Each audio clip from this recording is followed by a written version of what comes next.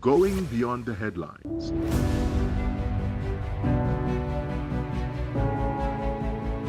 Asking the questions you want answered. Exploring government policies and how they impact you. We are delving deeper.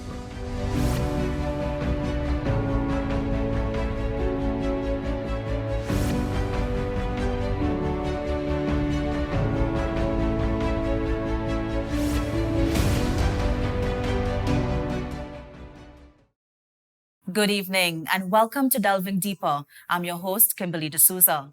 Joining us this evening is the chairman of the Children's Authority of Trinidad and Tobago, Dr. Carol Logie. Dr. Logie, good evening. Thank you so much for joining us. And good evening to you and to your viewers. I must say thank you for inviting me. I am certainly looking forward to this opportunity to speak on the work of the Children's Authority. And of course, it's a pleasure to be here. Yes, and I'm looking forward to our conversation as well. Now, I want to provide a bit of context in terms of who you are. Now, as far as I understand it, you're an author and researcher on child development issues. Can you speak some more to that as well? Well, certainly. I have spent, let's just say, a number of years in the field of early education and also in terms of family issues and children around the world. So I've worked with the World Bank and various NGOs internationally and with countries. I've spent some time in Africa as well and Spain, where I worked on issues of development and curriculum development largely. But I've worked with families, and I'm happy now to be, at this point in my life, to be in Trinidad and Tobago, where I can be of service here to the children of Trinidad and Tobago. Yeah. Now, Dr. Logie, you were also a lecturer as well, am I right, at the University of the West Indies? At the University of the West Indies in the area of child issues, early childhood, and very much involved in the development of the family child center at the University of the West Indies. I'm one of the founders of that, of the Child Development Center there, and also was also a member of, and the director actually, of the Caribbean Foundation for Early Childhood in the Caribbean. So it's very safe to say that I'm in very capable hands this evening. Well, let's just say we are going to have a chat as to where we are, but thank you anyway. Of course. Now, let's go to the Children's Authority. Tell us about please. the work of the organization. Wow. The work of the organization, certainly a complex one. The organization actually was established just 7 years ago, and it is certainly an organization that the public has seen a lot of. We hear a lot about what we do, but before we start, I want to be able to talk a bit about the role and function and who we are. Now, our mandate, as per our legislation, really speaks to us being the guardian of children in Trinidad, all 380,000 children in Trinidad and Tobago, as per the last census in 2021. Now, of course, out of those children, none of us are perfect. So, of course, we have found that, and we know that the children, there are a number of them who need care and protection due to the types of environments that they live in, or because genetically who they are. So there are children with special needs. There are also children who have mental issues and children who have just been unfortunately abused by either within a system or abused by families and are trying their best to treat with their lives. So that to put a little bit more in terms of the framework of what we do, we get monthly 400 calls to our hotline on child abuse issues. And since we started just 7 years ago, we have had over 30,000 calls and from persons wanting our assistance. So that gives a sort of, in terms of what we do. And now in terms of our role and responsibility, we are responsible. We want to be the first point of call to where there are investigations into if someone may call and report an issue, and we are there to investigate right away. We also collaborate right away. We will get in touch with the police. We have also our intervention unit as well as our emergency response unit as well for those issues that come up. We also are responsible for the foster care system, as well as providing foster care, as I said, but also adoption and kinship arrangements as well for Trinidad and Tobago. Yeah. We are also responsible for licensing of community residences and community homes, or children's homes, as they are called. And also, not only the licensing, but we monitor as well those homes. So it is quite a large portfolio. And certainly in terms of our mandate, it is one that can give one sleepless nights, let me tell you. This board, because I represent the board of management, so I'm not in charge of the daily management of the authority, but certainly oversight is where the board sits, oversight and support. Yeah. We have a very strong board, and we have all been selected, I'm sure, because of our level of expertise and our willingness to give through public service and assistance.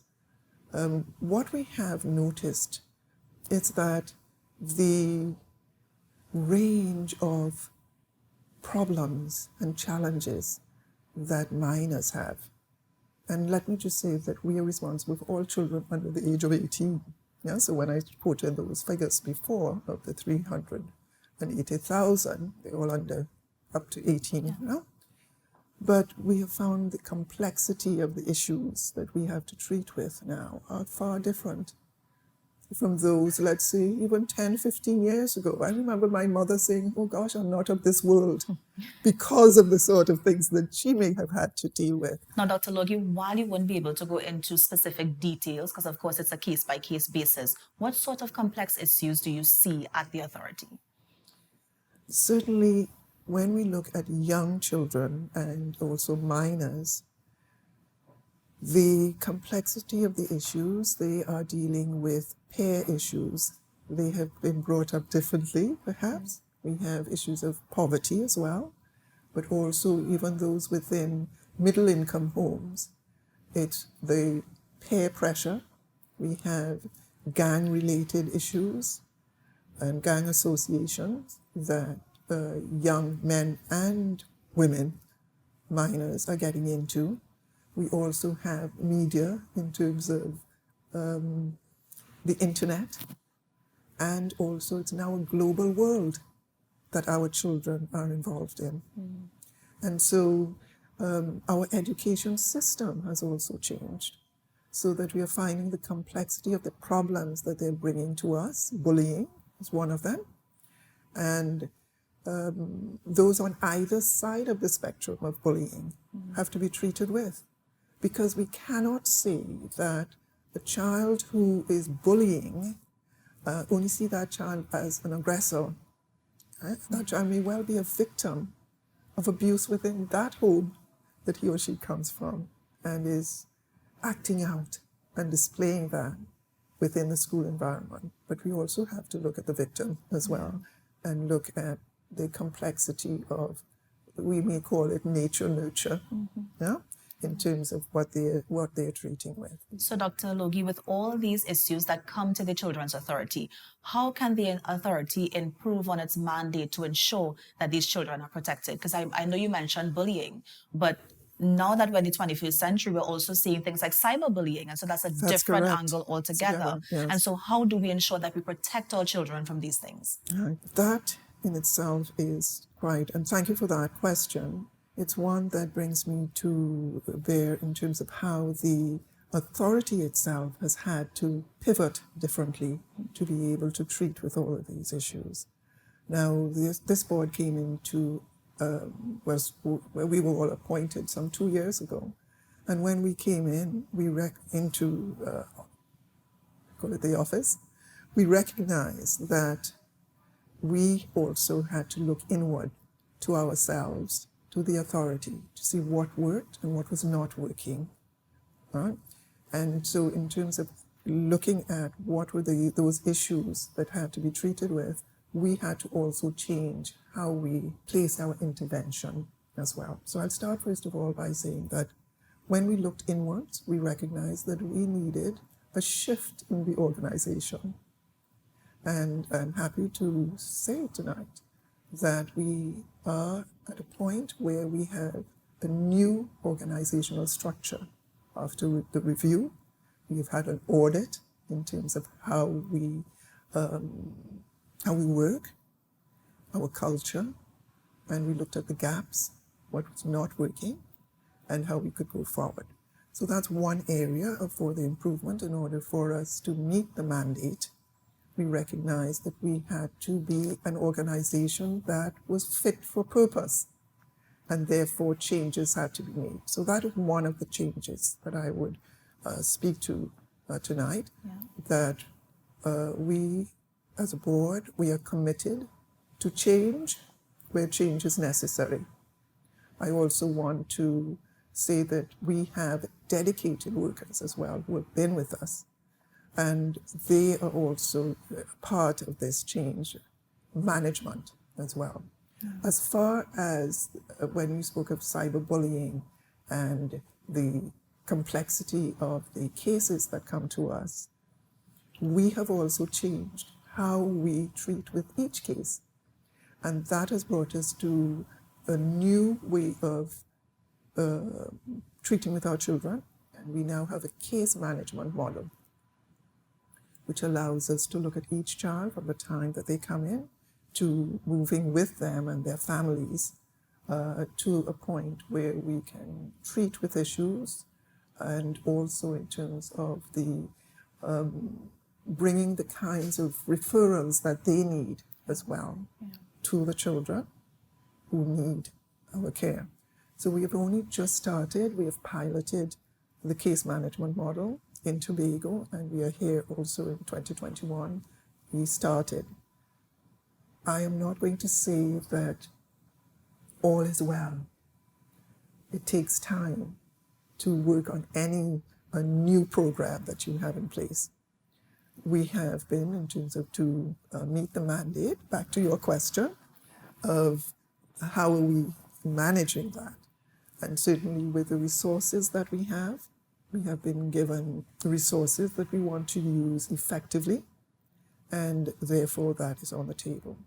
And finally, with that question, collaboration and an all-of-government approach is now ongoing, even more so than before. And I know in the few days or weeks ahead, I know that there is going to be a meeting where there is going to be a concerted thrust towards us working together, not only the ministries, right, but working together to look at the child care system and protection of children, and certainly the making sure that there is zero tolerance to abuse of anyone, in fact, but certainly we are concerned with our minors. Now, Dr. Logie, when you mentioned resources, the thing that came to my mind was priority. How do you prioritize which case, or for example, which home or which element or which facet of the authority gets the resources it needs at any point in time? Because we are concerned, as I said, we're pivoting differently, and it's going to be all about the children. The case is the issue, right? And so it will be in terms of how do we treat with this child right now? What is needed? And let's find the resources to make sure that that particular child and the family that's engaging, they're both well taken care of. So that in terms of priority, and because we have also changed how we work, one of the core business for us is now, within this new organizational structure, will be care and wellness of children. So that would be the priority for spending. Yeah? Of course. Now, in September, I know the authority announced that they were going mobile because they acquired 3 new buses. How is that going to help the authority, especially as we mentioned that new mandate and the improving on the mandate at the authority? Well, first of all, I must say thank you to Republic Bank for their donation. And might I now use this occasion to ask other corporate sponsors to assist us in any way that they can, because this is going to be of considerable help to us in bringing our message forward. The message being that we are here to help. We want public trust to be something that the public sees us as a place that they can come to. And we are now moving and pivoting back into communities, not just them coming to us, but moving into those communities. And we are going to use those buses to bring preventative care and to families. And we want children also, young persons, to come and chat with us. All right? And definitely the buses, we have already started using them. We have been at fairs, right? There was one in San Juan, I believe. And so that once it's there, persons are going to say, well, maybe I should go and see what is that about? Yeah? And that's what we want. We want to be a point where, be it does not have to be only on abuse, or if there's maltreatment, someone can find a space to come and say something. And we want Trinidad and Tobago to be a place, we want a culture shift where if you see something, say something, come to us, talk to us. That's what we are here for. Yeah? So that to me, in terms of preventative measures that we are taking, it's our way to get information out. And it's also a space where families and children and members of the public can come and speak with us. And also, I don't want to forget this, but certainly we are also stressing in terms of, you had asked me earlier about the mandate, voluntarism, because we say that childcare and protection, it's everybody's business. It's not only the authority. It is everyone, not only the all of government approach, but all members of the public.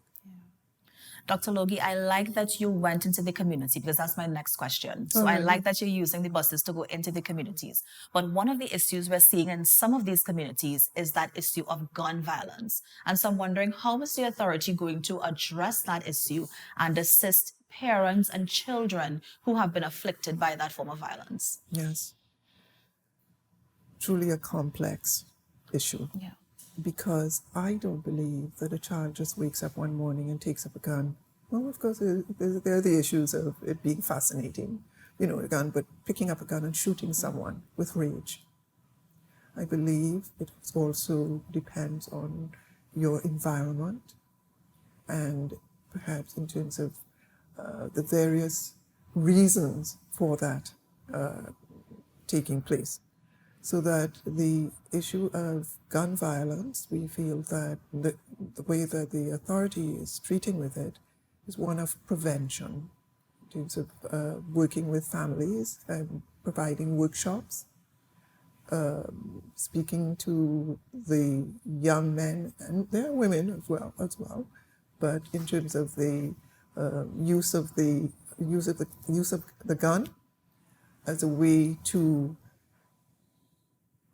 because of the way they've been brought up or through their gangs and so on, it seems to them that this is a way to exhibit power.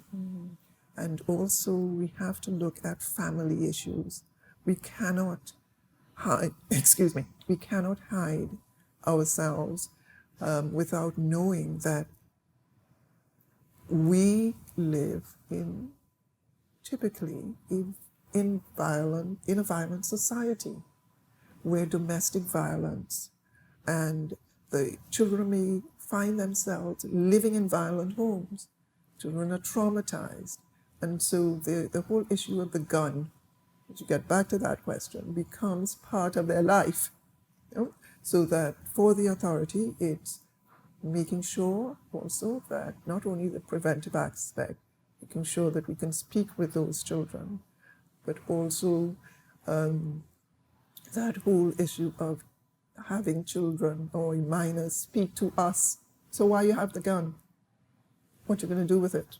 Right? Have that kind of conversation, not only individually, but getting out to the schools and allowing parents and children to understand that gender-based violence, the use of guns, both are not acceptable ways of solving problems and issues.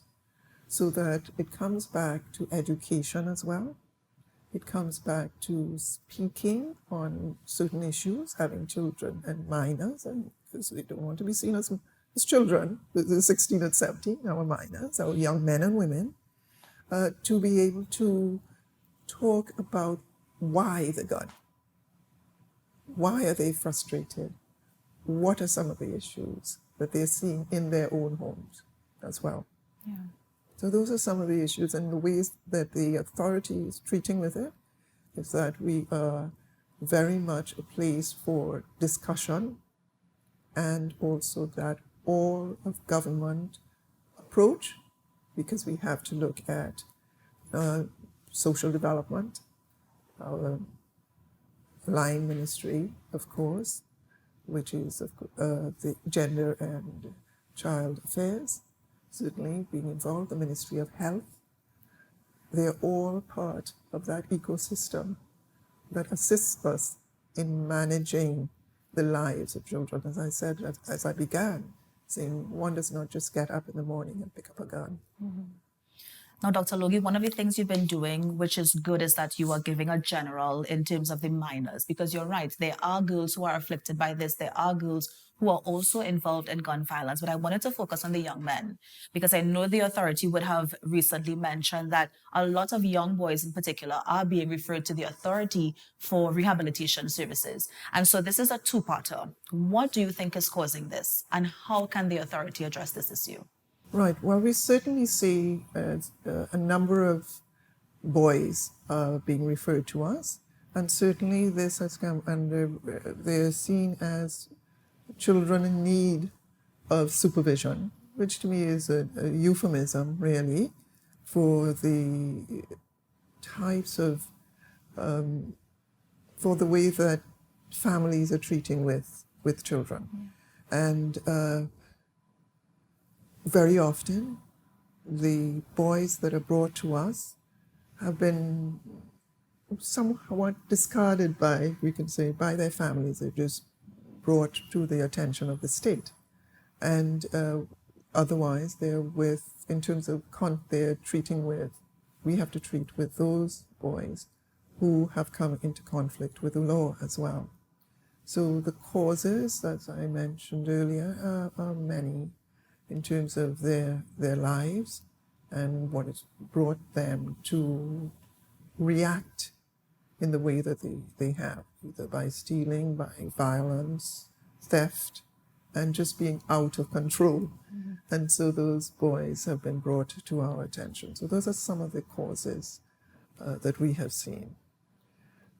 However, in terms of how do we treat with them, we make sure that once they come into our sphere for attention, we ensure that they are given, one, we investigate the issues, first of all.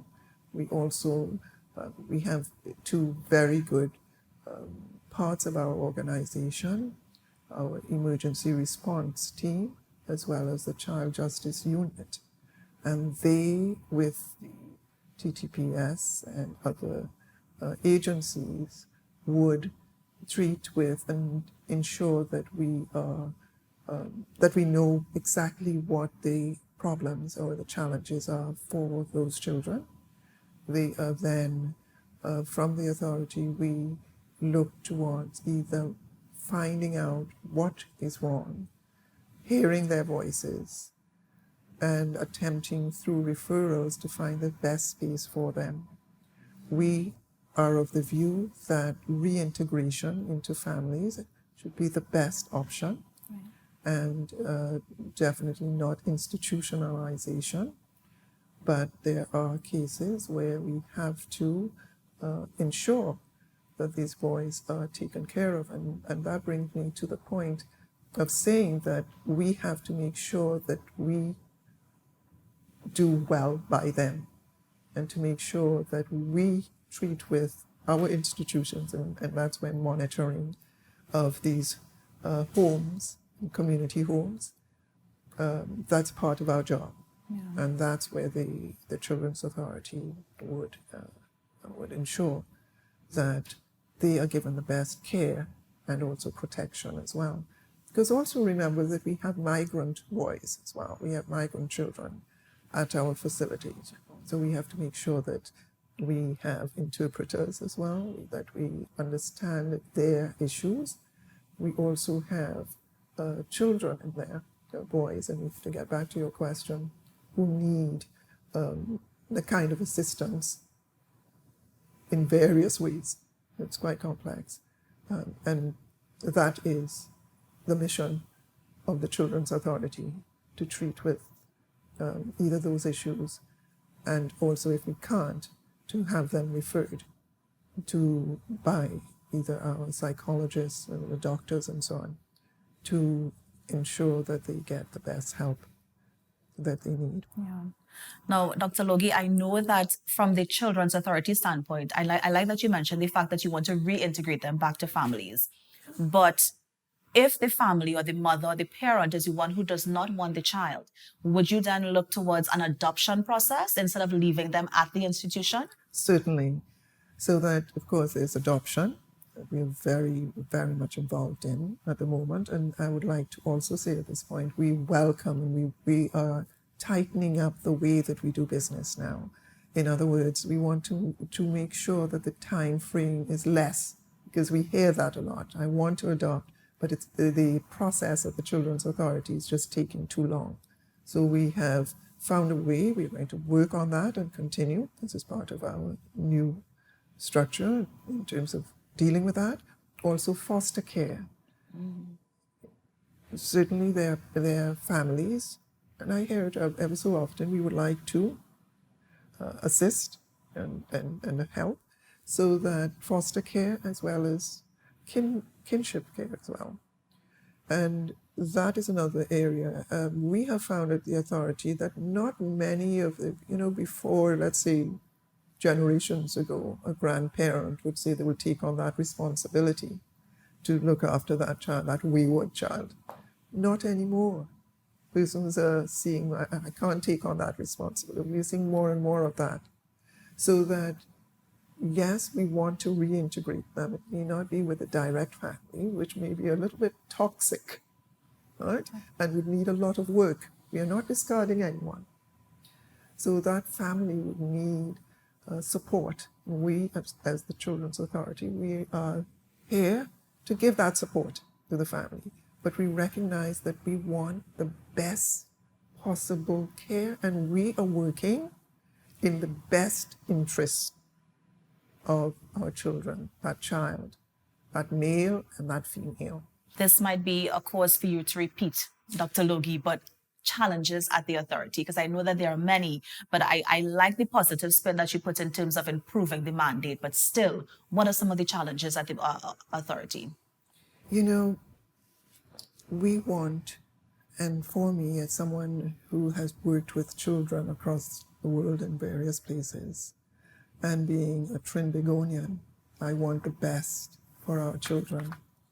I recognize that we are a country with possibilities, and good possibilities. There are many of your viewing audience who recognize themselves, they've come from poverty and have done so well.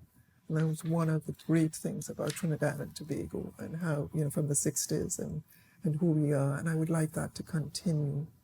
I see that challenges to the Authority right now would be to continue to improve the quality of life for our children and our minors, as you say, our young men and women, because that is the core responsibility of the Children's Authority, to make sure that each child or minor, boy or girl,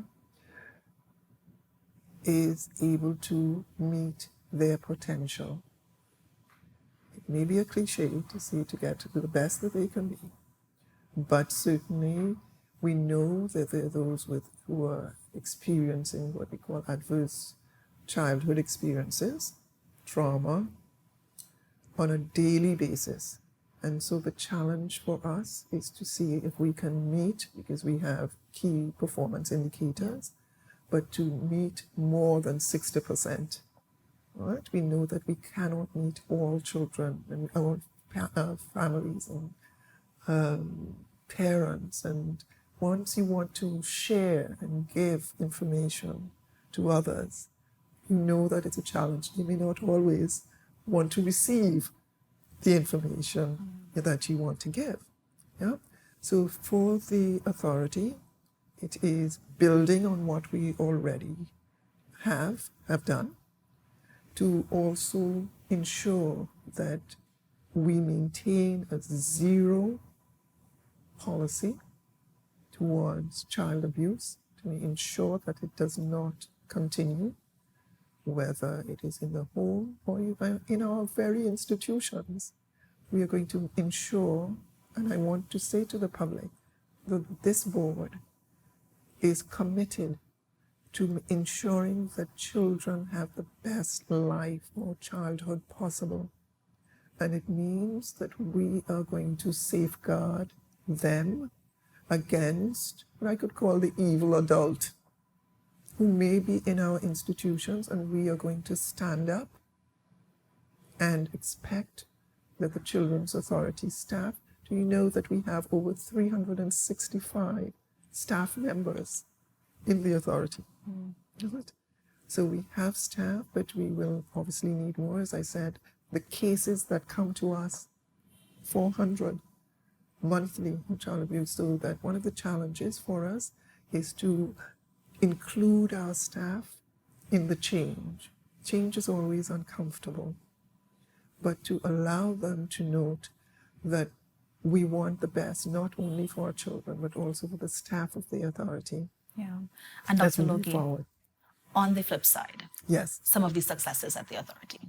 Oh, I thoroughly enjoy my being here in Trinidad and Tobago and being at the authority and seeing the good work that's been done. We have staff who spend a lot of time on cases, and sometimes in the building I see parents coming in, or a mother with a child and wanting assistance, and seeing that done, seeing the quick action that's taken. So for me, the work of the authority, also digitalization, which is a part of the new thrust now, to improve what we are doing on what we have done. And so that, to me, is part of the good news. The good news is that we have been getting calls from persons out there to volunteer. So volunteerism, and that's something that my heart is in. And I want to say to the public, please join us. All right? And so those are some of the areas that I see in terms of the good news at the authority. And Dr. Logie, final thoughts. I want to thank you for giving me this opportunity today to speak on, just to give an overview of the work of the Children's Authority and what we are about.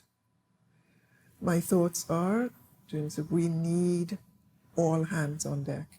We need the public to be part of the work of the authority and looking at improving the lives of our minors and those under 18.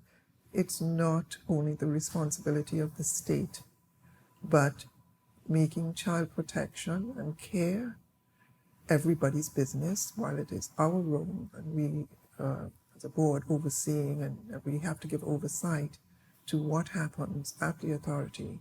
I would like to see more from the public in terms of volunteering their time, and also to see parents and those who are single parents, particularly, both men or women, and single parents, working towards the present and future of their children, right?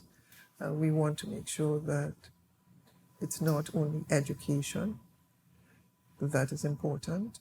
I want to also see that it's looking at a child and respecting that child, whole child rights being a part of their life. And we need to listen to children and to young adults as they speak to us about their fears and about their reasons for treating with issues. We also want to find out more about conflict and why we behave in the way that we do. And if we understand that, I think we will be able to help the younger generation even more. Thank you so much, Dr. Logie, for joining us on tonight's episode. Join us at the same time next week for another edition of Delving Deeper. I am Kimberly D'Souza, and on behalf of our entire crew, have a good night.